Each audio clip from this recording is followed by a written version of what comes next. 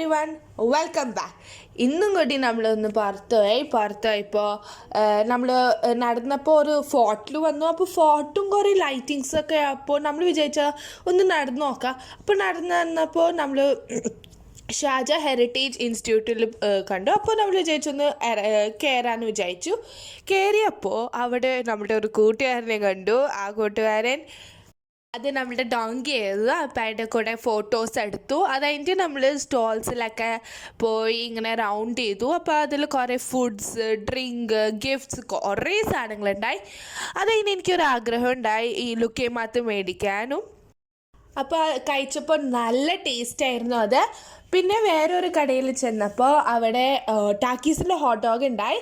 അപ്പോൾ അത് കഴിക്കാനും എനിക്കൊരാഗ്രഹം ഉണ്ടായി. അപ്പോൾ അതും എനിക്ക് മേടിച്ചു തന്നു.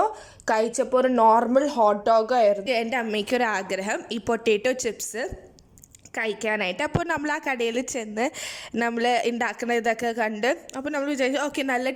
പിന്നെ അങ്ങനെ കഴിഞ്ഞ് നമ്മൾ കുറേ ഫോട്ടോസും കാറും ബോട്ട്സും അതൊക്കെ അതിൻ്റെ കൂടെയുള്ള ഫോട്ടോസൊക്കെ എടുത്തു. പക്ഷേ ആ ദിവസത്തിൻ്റെ കഴിഞ്ഞു. അപ്പോൾ ഇത്രയും മാത്രമേ ഉള്ളൂ എൻ്റെ ഔട്ടിങ്സ്.